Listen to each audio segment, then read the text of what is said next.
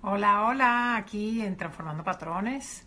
Bienvenidos, buenas tardes, buenas noches, donde quiera que te toque el día de hoy, este live tan interesante, tan lleno de historias. Seguimos con los cuentos de hadas. El día de hoy vamos a hablar sobre un libro, este libro, El último vientre judío, porque de Andreina Fuentes. Ahorita la vamos a invitar, ella va a estar participando. Hola Carola, ¿cómo estás? La especialidad que tiene ella, bueno, nosotros nos conocimos hace mucho tiempo y le hice una constelación familiar. Ella nos va a contar mejor sobre esto, pero este libro tiene muchísimo del tema transgeneracional, del tema colectivo, del tema del colectivo inconsciente de los judíos y también de los católicos. Aquí está como envuelto el inconsciente colectivo de judío cristiano. Está espectacular. Realmente me gusta presentar eso primero porque, claro, nos conectamos muchísimo a través del trabajo de constelaciones familiares. Ella tenía esclerosis múltiple cuando la conocí. Aquí está, y aquí está ya Nina. Y como el tema, como de su propio cuento, como precisamente de la historia transgeneracional sale un cuento de hadas, ¿no? Los cuentos de hadas son símbolos, son imágenes que básicamente representan dinámicas familiares, sobre todo las transgeneracionales, de aquellas que no es fácil deshacernos porque realmente entramos en las historias y en nuestro propio destino de forma hipnótica por fidelidad a nuestro sistema familiar. Y Nina era una de las personas que era sumamente fiel a su sistema familiar y ella pues nos va a contar aquí cómo comenzó todo, cómo escribió este libro, su historia personal y, y cómo está conectado todo esto con el trabajo transgeneracional, cómo ella logra liberar a través de no solamente las constelaciones, sino su propio trabajo interno de sanación para querer liberarse de esas como fidelidades transgeneracionales. Entonces aquí Nina. A ver, Nina, ya te invité.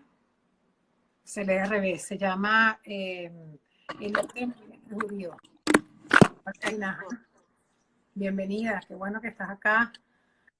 Hola, ¿Me escuchas bien? hola, hola. Ya me escuchas bien, perfecto. Bueno, Nina, Sí, nada, te escucho chévere. estaba contando, bueno, básicamente la apertura, ¿no? Por aquí dice que se lee al revés, ¿no? O sea, el último vientre Sí, claro. como ella lo llama, una historia de autoficción. Para mí, yo le decía hoy, le decía, bueno, es tu historia que lo convertiste en un cuento de hadas, ¿no? Ah, de hecho, Prácticamente. sí, cuéntanos un poco la historia Ujú. y todo, de dónde comenzó todo esto, Nina. Bueno, eso empezó hace 20 años. Yo iba a desayunar todos los días a casa de mi abuela a comer caldo colombiano. Y ese día llegué y me acosté en el sofá y le dije, me siento perseguida por los judíos. Y le expliqué que yo trabajaba con una señora judía, que había ido a un entierro de judíos, que yo vivía en un edificio en Venezuela, que quedaban los chorros, y que yo era la única no judía del edificio. O sea, todos eran judíos. Acababa de tomar un curso en el hebraica y bueno, mi abuela se me queda mirando y me dice, bueno, mijita, la sangre llama. Y yo le digo, ¿cómo que la sangre llama? Le digo yo, ¿de qué me estás hablando? Él me dice, bueno, lo que pasa es que mi mamá y mi papá eran judíos. Y yo le digo, ¿qué? ¿Qué? Pero si me criaron católica, estudié en los 8 años en un colegio monja que odiaba.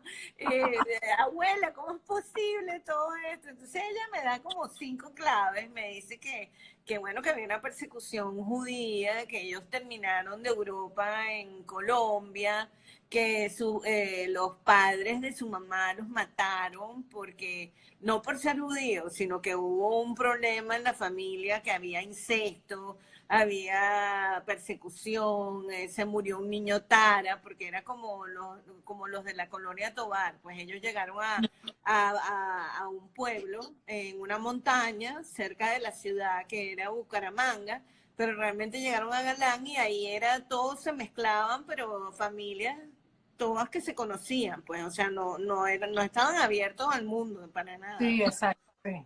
Y bueno, y de ahí venía todo eso y me habla de los liberales y los conservadores de Colombia, me habla de la guerra de los días, de Colombia también, me habla de una finca que tiene un roble, que es el árbol que aparece en la Ah, foto, este, ese roble, mm, y resulta que mi abuela se muere 15 días después de esta conversación bailando cumbia en el cumpleaños de su mejor amiga. Entonces fue también, y fue la primera persona que cremaron también de mi familia. Entonces yo empecé escribiendo algo para el momento de la cremación, porque era muy fuerte para la familia. Al final terminaron haciéndole un nicho en una iglesia donde hacían nichos para las cenizas, porque las cenizas pasaron de una casa a otra, era un despelote. Los hermanos no sabían qué hacer, o sea, mi tía abuela no sabía qué hacer, mis tíos no sabían qué hacer, o sea, increíble. Entonces, bueno, pasa el tiempo, yo decido inmigrar aquí a Estados Unidos y todo, este, ni se me ocurre ir a Colombia a buscar la historia porque esa zona estaba tomada por los guerrilleros. Entonces no había posibilidad tampoco de ir a ver qué pasaba. Lo que sí, que tanto mi abuela como mi bisabuela me hablan de un tesoro que está escondido debajo del árbol. Entonces, de este según árbol, de este sí, árbol. de ese árbol. Entonces, según mi abuela, eran fotos y memorias en una maleta Wow, de la familia. Y según mi tía abuela, era un cofre lleno de moracotas doradas de españolas de oro. Entonces, pero bueno, yo no tenía manera de llegar a ese lugar en ese momento. Y claro. por el otro lado, mi abuela me dice que su papá era alemán, pero que el apellido que él tenía no era el apellido alemán, era Valenzuela, que era un apellido que él se había puesto para protegerse de la persecución.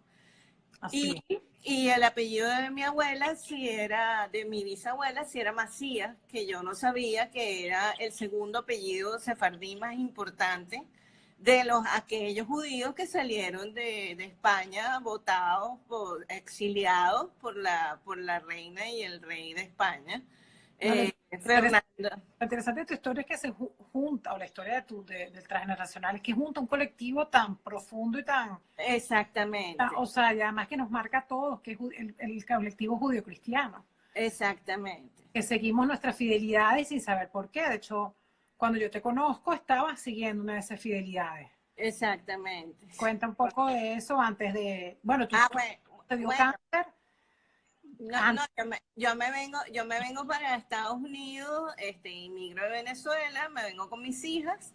Eso genera muchos conflictos en la familia porque no aceptaban que yo me fuera, pero más que todo era porque yo había decidido no trabajar más en el negocio de la familia, que eso tiene mucho que ver con los judíos, porque los judíos también tienen como la cofradía de los que hacían las ruedas, la cofradía Ujú, bueno, y exacto. entonces yo he decidido ser artista y ellos no entendían, o sea, mi familia no entendía esa cuestión, ni mi ex marido entendió tampoco, nadie entendía que porque yo quería ser artista. Y, eh, Exacto.